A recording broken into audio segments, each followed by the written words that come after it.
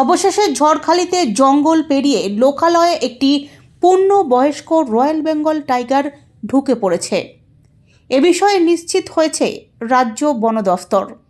শনিবার বন দফতরের তরফে নিশ্চিত হওয়ার পরই দ্রুত ঘটনাস্থলে নিয়ে আসা হয় জাল ও খাঁচা।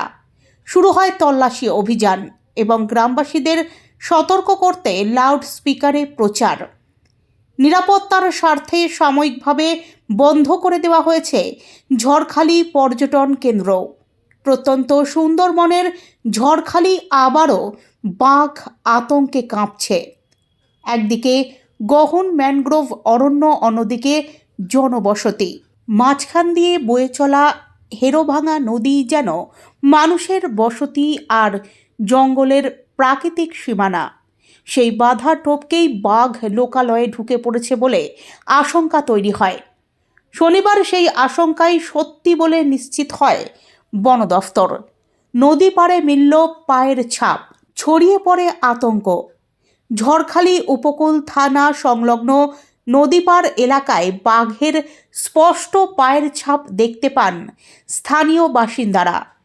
নদীর দিক থেকে আসা সেই পদচিহ্ন লোকালয়ের ভেতর পর্যন্ত গেছে বলে দাবি করেন তারা। মুহূর্তের মধ্যে খবর ছড়িয়ে পড়ে গ্রামে। আতঙ্কে অনেকেই ঘর থেকে বেরোনো বন্ধ করে দেন। সঙ্গে সঙ্গে খবর দেওয়া হয় বন বিভাগ ও পুলিশকে। খবর পেয়েই দ্রুত ঘটনাস্থলে পৌঁছয় বনকর্মীরা, সঙ্গে বিশাল পুলিশ বাহিনী। শুরু হয় তল্লাশি অভিযান। লাউড স্পিকারে প্রচার করে বাসিন্দাদের সতর্ক থাকতে বলা হয়।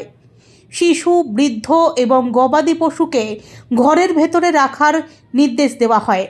সন্ধ্যার পর অকারণে বাইরে বের হতে নিষেধ করা হয়।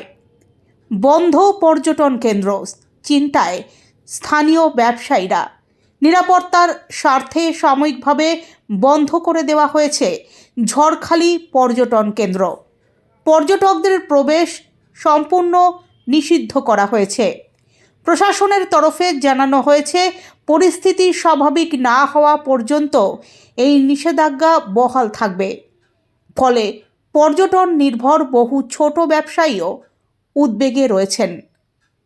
শনিবার প্রায় পুরো দিন তল্লাশি চললেও বাঘের দেখা মেলেনি।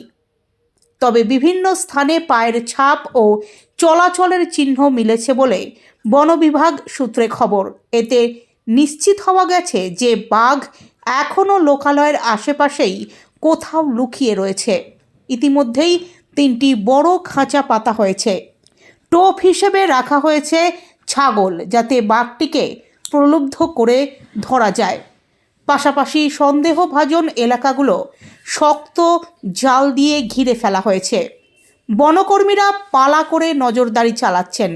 ঘটনাস্থলে উপস্থিত রয়েছেন বন বিভাগের আধিকারিক ও পুলিশের উচ্চ পদস্থ কর্তারাও। রাত নামলেই জনশূন্য রাস্তা, আতঙ্কে পাহারা। অন্যদিকে স্থানীয় মানুষজন চরম আতঙ্কে দিন কাটাচ্ছেন।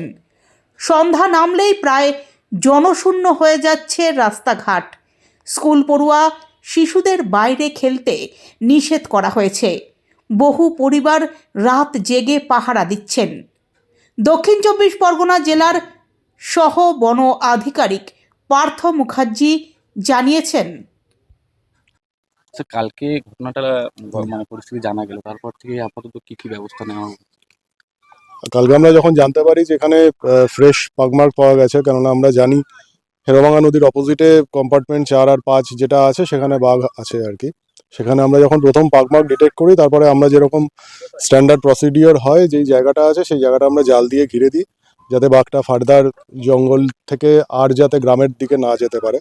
এবারে সেইটার দিকে আমরা দুটো জিনিস চিন্তাভাবনা আপাতত করা হয়েছে, যেটা প্ল্যানিং সেটা হচ্ছে, যেটা নিজের মতো যদি নদী দিয়ে নিজের জঙ্গলে ফিরে যায় সেটা একটা থাকলো, আর যদি আমরা একটা চান্স নিলাম যদি এটাকে ট্র্যাপ করা যায়, কেজ করা যায়, কেননা নদীর দিকে না গিয়ে যদি একটুও বাদিক ডান দিক যায় তাহলে গ্রামের দিকে চলে যাওয়ার একটা চান্স থাকছে। তাহলে আমরা অপশানগুলো ওপেন রাখছি যেরকম হয়। আপাতত কটা খাঁচা পাতা হয়েছে? আপাতত একটা পাতা হয়েছে, তা আমরা দেখছি যে আর যদি মানে প্রয়োজন থাকে তাহলে আমরা আরও পাতার ব্যবস্থা করব। মানে বাঘকে দেখা গেছে এমন কি? না, আমরা সেকেন্ডারি এভিডেন্স পেয়েছি যেটা সেটা ফ্রেশ পাগমার্ক আছে, এবং আমাদের যারা টিম এখানে কাজ করছে বা স্টাফেরা যারা আছে তারা মোটামুটি যেটা বলছে যে হ্যাঁ আমরা যেটা ঘিরেছি এই অঞ্চলের মধ্যেই আছে। কতজন কুইক রেসপন্স টিম যারা আছে তারা কাজ করছে? আমাদের 30 জনের ওপরে তো quick response team, staff, GFMC member, local যারা জনপ্রতিনিধি আছে সবাই আমাদের হেল্প করছেন। দেখা যাক।